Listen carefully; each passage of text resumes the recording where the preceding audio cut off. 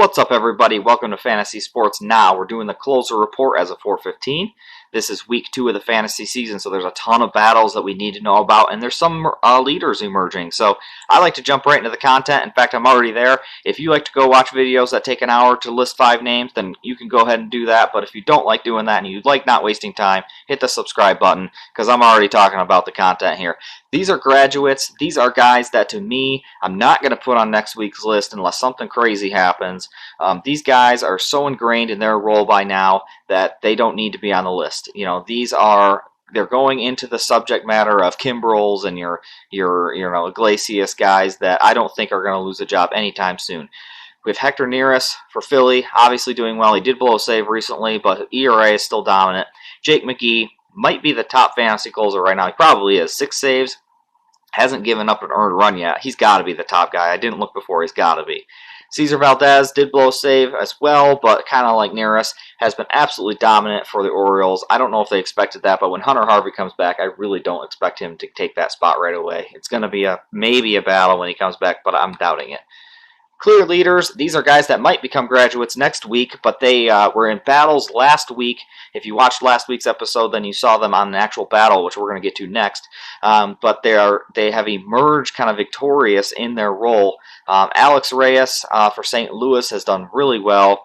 Gallegos and Hicks have also done really well, but they continue to go to Reyes. They said they're going to go to Reyes, and until something changes, it's a clear battle win for Reyes here. Same thing with Mark Melancon. Why change what's been successful? Paul Moran's really in all leagues should just be dropped at this point because Melancon is clearly the closer at this point. He's given up a single hit, no runs, 5 saves. That's crazy to me. Diego Castillo is the other one for Tampa Bay.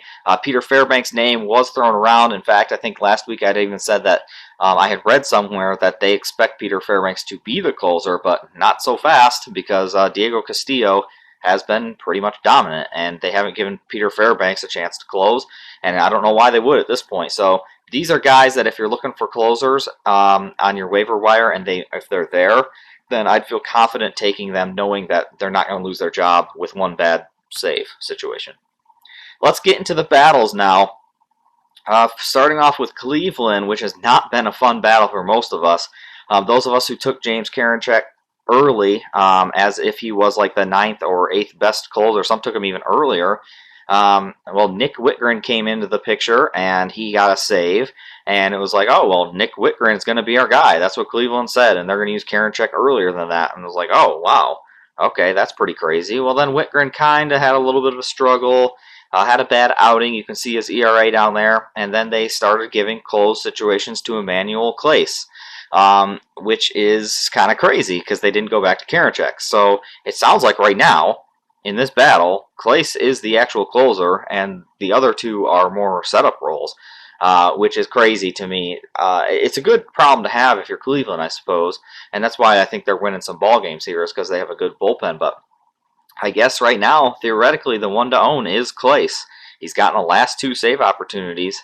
And Cleveland is winning close games, so if you're a league that's allowed to stream, I'm giving. And to talk about this a little further, I have James Karinchak in the league. I'm giving up on him. I'm done. I can't do it. There's other closers available that actually get saves. I can't take a setup man anymore, and he might close again, but he's not right now. The next one is kind of a thorn in our side as well.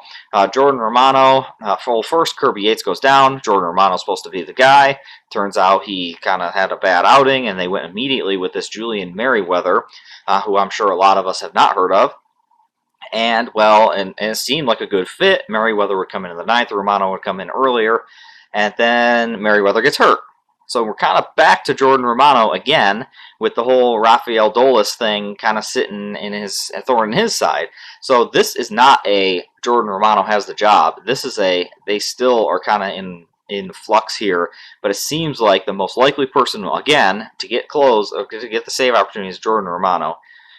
Which is crazy how he's gotten here because he kind of blew it and kind of regained it again. So I'm kind of timid here. I'm staying away for the most part. Even though I was big on Romano, I thought he would take it and run with it. He has not. All right, next battle. This is an interesting one. Soria went down, and so it went to Chris Davinski. Davinski got hurt, so now the guy next up, and I'll probably botch the name, is Steven Krichin, I believe. And you can see that Krichin doesn't have the greatest of stats yet this year, but it sounds like this is the guy to take saves in Arizona as of now. Not a good option, I would say. I think there's a lot of other good options in your deeper league. Then this might be an option for you to get out of a week or get out of a jam. But that's the situation right now. Moving on to Miami, this is one that I like a lot, and I will probably also botch his name, but Yemi Garcia has been awesome. It's been actually kind of fun to watch. A domination. So Anthony Bass came in and was assumed closer and has struggled badly. Everybody always talks about, like, well, how do you lose the closer spot? I mean, this is exactly how you do it. You know, Garcia comes in and absolutely is lights out, has gotten 2 saves, is just domination, and Anthony Bass hasn't done it. This is how you lose the spot. It was supposed to be Bass, it's not. So in these leagues, guys, I would start looking at adding Garcia because especially over the Arizona situation, or over Romano even, because Garcia has been lights out, and it's something to keep an eye on. The Detroit battle, I'm a Detroit guy, obviously. These 2 pitchers are like the exact same. It's kind of crazy. Nobody's given up anything really. I mean, Garcia over Soto to a degree based on ERA, I guess, but they use them interchangeably, so I would not touch either of them. Go get Garcia, the other Yemi Garcia, not Brian Garcia. Next, we're looking at Texas. It seems that Ian Kennedy is the guy. Matt Bush has not pitched overly well, and neither really has Ian Kennedy, but he has knocked out both save opportunities. And so if you're desperate, you could go here. Again, Texas doesn't seem to win a lot of close games, so for me, that's kind of a tough spot. But if you're really desperate, Ian Kennedy's out there for you, and he is winning this battle. I'm not ready to put him anywhere near a clear winner yet because he hasn't really pitched that well. The next one might be the most interesting one for me, which is Cincinnati here. Yemi Garcia comes into the season as supposed to be the guy, and he kind of struggled quite a lot. You can see the ERA, you can see the earned runs. Most of those earned runs were just on 1 start, but he did close down 2 save opportunities, and it's interesting because the last game the Reds had available to them, it was Sims came in with 1 out in the 9th and got the 1 out. He struck the guy out and got the save. Yemi Garcia was very available. Lucas Sims struggled the prior time out before. So it's one of these weird situations where there was a save opportunity. They gave it to Sims. It seems like they're interchanging these guys. I guess that's what I'm getting at. It seems like Sims is taking it slowly, but then Sims will have a little setback and Garrett will look at it. So it's very strange. Keep an eye on this one. Right now, I actually own Lucas Sims, so I'm kind of biased, but he has looked better, so we'll see what happens here. Probably by next week, I'm hoping we have a clear, definitive picture here. Last one for us here is Jake Dykman didn't get the save opportunity. Lou Trevino did, and he nailed it down and has looked really good. As you can see, he's striking out, a dude per 9, and his ERA is at 1, whereas Dykman has struggled pretty badly, and Oakland can't really afford to give away many wins right now. They've looked awful. So for me, if you're desperate, again, Dykman might not be the guy anymore. Might be Trevino, because Dykman came in that same game in the 8th.